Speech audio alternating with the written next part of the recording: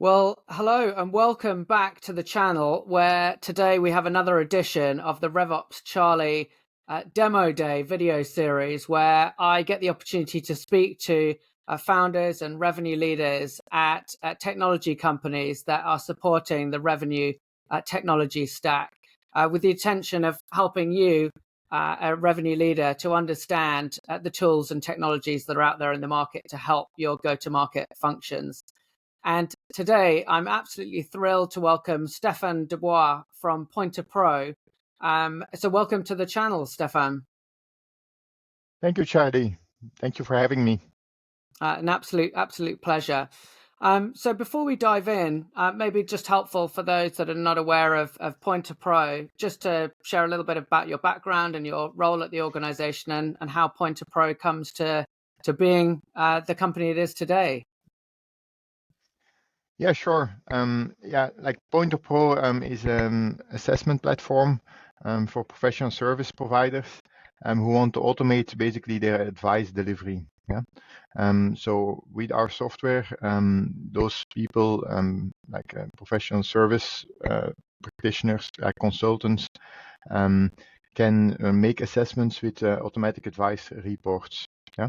So for example, a cybersecurity consultant could make a cybersecurity maturity assessment, where it asks different types of questions to the respondent. For example, it could ask very simply, do you have already antivirus on your PC?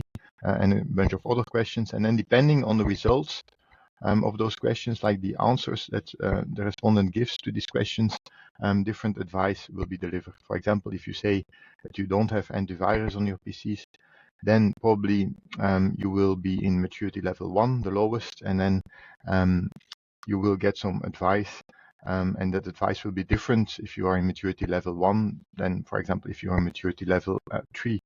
So you get the point. That advice is delivered via a report, which is nicely branded in the branding of the customer, of course, also white labeled, and can contain dynamic text, but also graphs and call to actions, everything what you would expect in a real report. So that's basically the functionality of our tool. Of course, the higher level objective is for consultants to automate their advice process, and what they can achieve with that is they can do more with less resources. They can become less dependent from labor. Yeah. So they can package some of the expertise that they have in their heads. They can put it in a digital asset, like the assessment tool, and then that tool can deliver the work that they used to do on autopilot, basically. Maybe not all of the work that they used to do, but then they can shift to more strategic work, like discussing the results of the report with the customer, like implementation, like more strategic consulting, and so on. So that's the final goal for us, to make those companies, like those professional service companies, to allow them to scale better without always having to recruit new people. Yeah, that's fantastic, Stefan. And I must declare an interest as a very happy customer of Pointerpro. So for those of you that have been on to the RevOpsCharlie website and have seen the revenue operations maturity assessment, this is all built with Pointerpro. So as an independent consultant myself, I had an assessment that I wanted to give potential customers the ability to go through 22 different questions where people could rate themselves on a sort of maturity scale. And my options previous to that were giving people access to a Google Sheet and maybe filling in cells. But Pointerpro gave it a very nice look and feel and intuitive for people that are filling out that assessment. But more importantly, and as we'll see a little bit later on, the outcome that someone that fills in that form, gets a very personalized output. And I think one of the reasons why I was so keen to speak to you, Stefan, on the channel is that I think of myself as an independent consultant that's using this, but one of the messages that I'm speaking to a lot of technology customers who are mainly my clients is about buyer enablement. So it's how do you help your buyers earlier on in their process, their buying process, to understand a bit more about the problem, the scale of what they're facing. And a lot of that is through calculators and assessment tools and diagnostics. So when you think about the types of customers that you have at Pointerpro, obviously consultants is a big area there, but are you seeing that start to expand out into different sets of companies that are trying to provide assessment tools out to their own clients? Yeah, we mainly focus on consultants and professional services. It's already like a quite big industry because of the fact that delivering advice is really their core business. So you automate their core business. So previously we were more in like a survey business, like the survey customer satisfaction surveys, and then you're always like a tool which is, I mean, it's not part of the core business. I mean, it's of course best practice to ask your customers if they are satisfied or not. But it's not really part of core business of companies that process. And now, if we are with the consultants and if we're really automating their advice process, then we are really in their core business, and that's a better place to be in. So as for your question, we see also other customers, of course. Just like large corporations, like in banking or insurance, or other types of corporations where mostly it's an internal consulting like scenario, where, for example, ING is a big bank here in Belgium and Netherlands. They use it for to test their employees on customer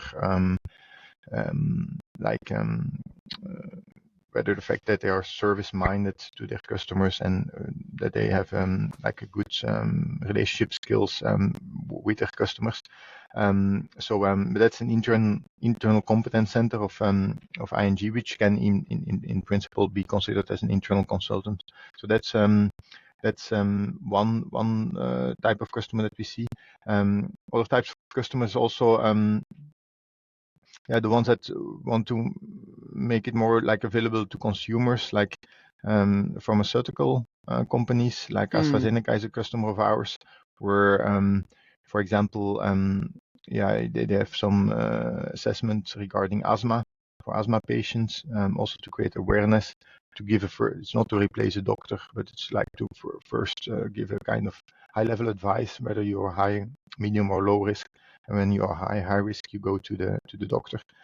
These kind of things we often see. But as you say, indeed, like top of funnel, like we call it in marketing, before the buyer decides to buy, when he still is not necessarily aware about your product. And that is also something that we typically see, and that can tackled with assessments pretty well, because the advantage is, of course, that they get something back, and that the thing that they get back is really personalized according to their situation, which you don't have with like traditional white papers or or traditional fixed content. Yeah.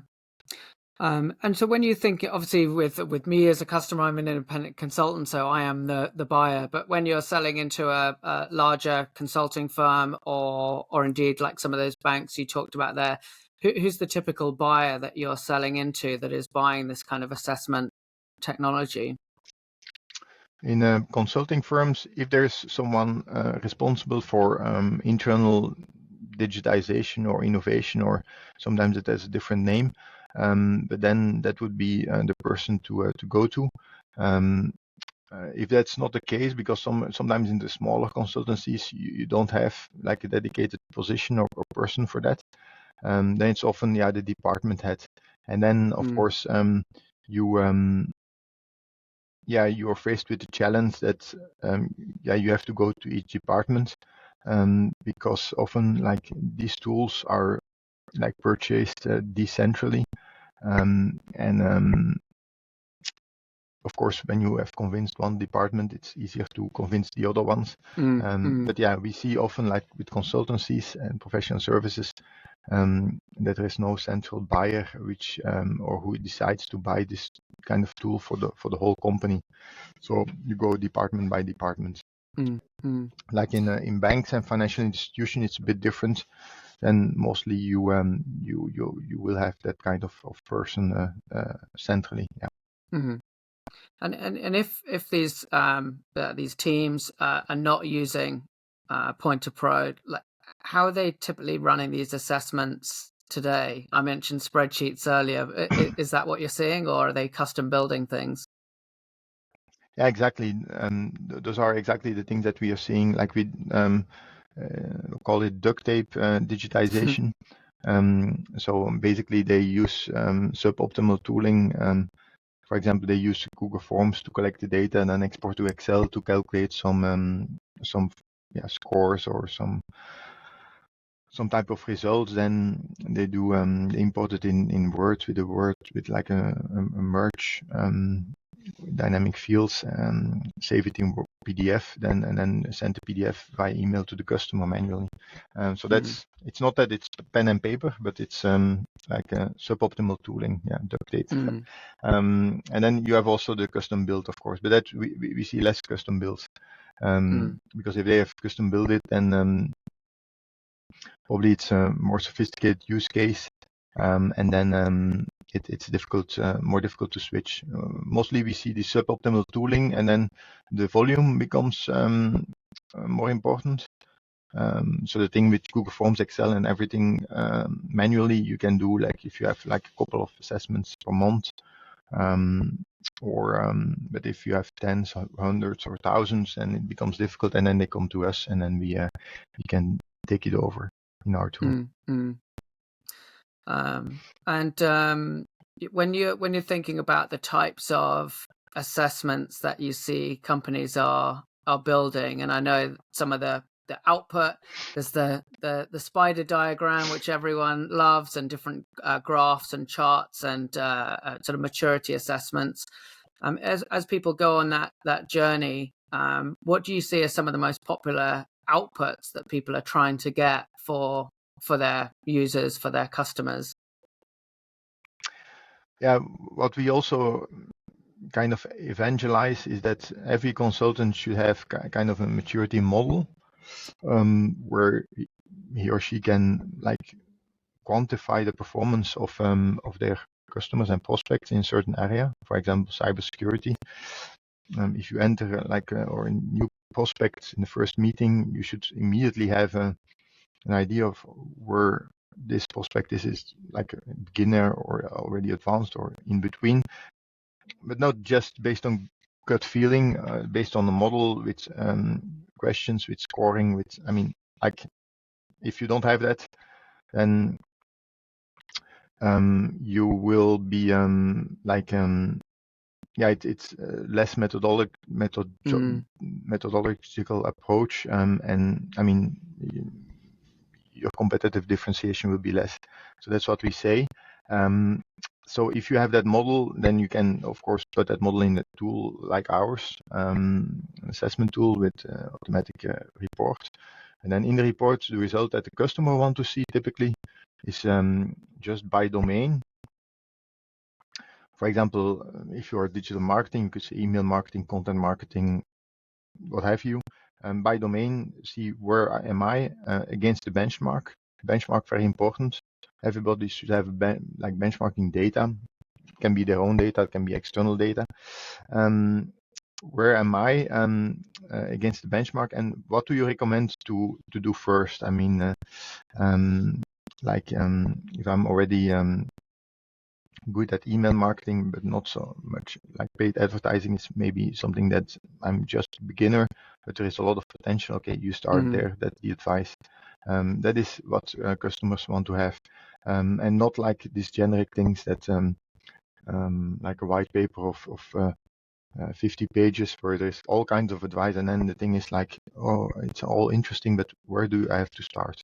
So the personalized report should give also a sequence, like this is the most important to start on now, and then the next thing is this, and then that's what customers typically want to have. Yeah, I think of in my role as a previous role as a leader of a sales team. I went through a 360 assessment report a few years ago, and to have that sort of personalized feedback from my team about what I was doing well, where I was missing. I've never read a document so intently in my life as getting this personalized feedback. And it's that capturing of something that's unique and personalized to that individual or to that company with this unique advice that makes it such a a valuable document. And certainly I think I always think about, if you're building a presentation, don't start with your slides, Google Slides or PowerPoint. You start with a whiteboard, like, this is what we want to get across, and then you come back to it. And certainly my general advice to customers about building these kinds of tools is very similar. Don't start in the tool with, right, let's ask question 1, question 2. It's starting with the output, like, this is the report we want people to get, and this is the direction, and then we come back to the tool. So do you see that with customers, and what do you see are the biggest blockers from someone saying, right, I want to create this kind of tool, to actually getting it into practice? Yeah, indeed. So if they don't have enough data or experience with previous customers, or they didn't document the outcomes enough, then yeah, that can be a blocker. Otherwise, if you're consultant professional service, you have already a lot of expertise in your specialization area. Then you can look at you have written a blog about it. This also, where to begin is more indeed in the output report, but then more specifically, you have to divide your typical customer base or your target audience in from beginner to experts in your domain, and what are the characteristics. For example, in cybersecurity, the characteristic of beginner is someone who has nothing at all, just even no antivirus on his PCs. I'm oversimplifying a little bit. And the advanced is then it's who has everything already in place, and then in between there is different different levels. And if you talk to consultants who have done this, in this case, cybersecurity projects, over and over again over many years, they will be able to name the characteristics, and you will have the information.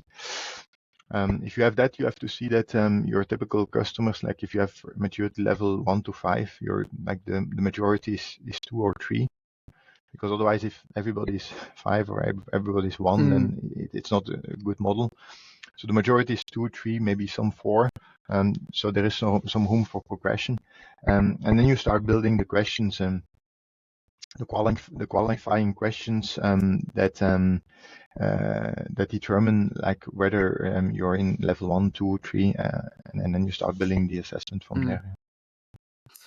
If you're up for it, Stefan, it'd be great to have a look at the platform, and maybe we can show people what you're talking through there in terms of the assessment and what some of the output could be.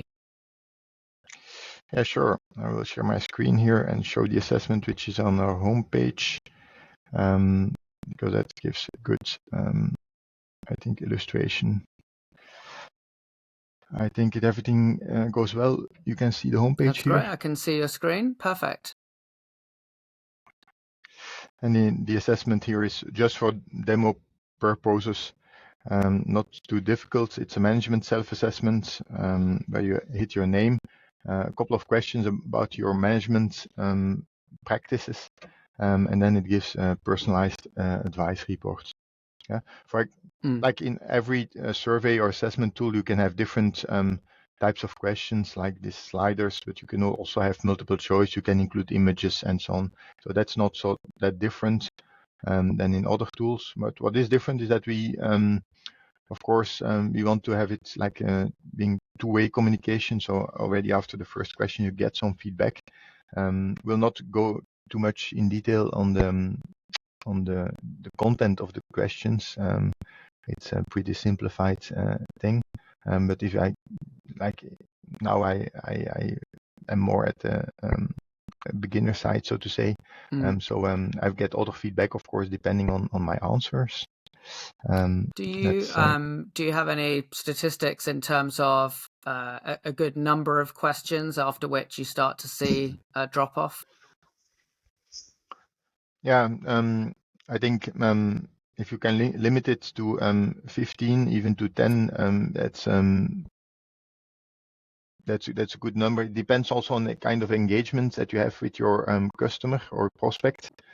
For example, if it's just a lead generation survey which is on the website, then less than 10 would be okay.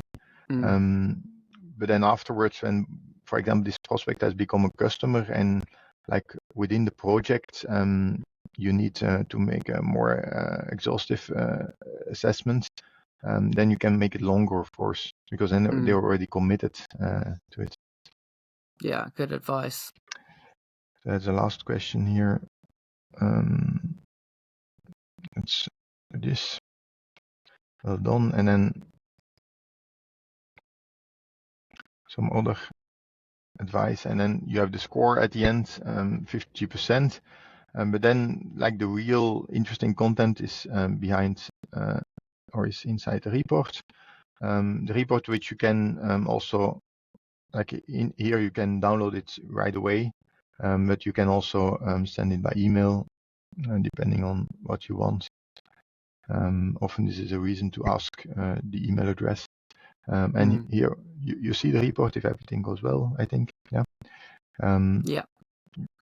So you also can, of course, brand it with your own logo and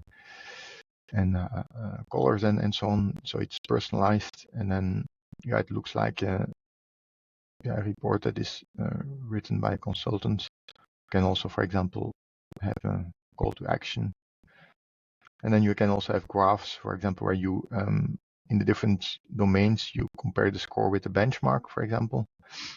And then here's some text which is variable. So I need to improve my management skills. But if I would have had another score, then this text would be different, of course. And then for each of the dimensions, it's discussed what you have to do, like some advice. Of course, this is like the content itself is quite basic. I mean, because it's just a demo report. What we see with customers is that we that they have it a bit more sophisticated, of course, because they are the experts. We don't want to do the consulting for them.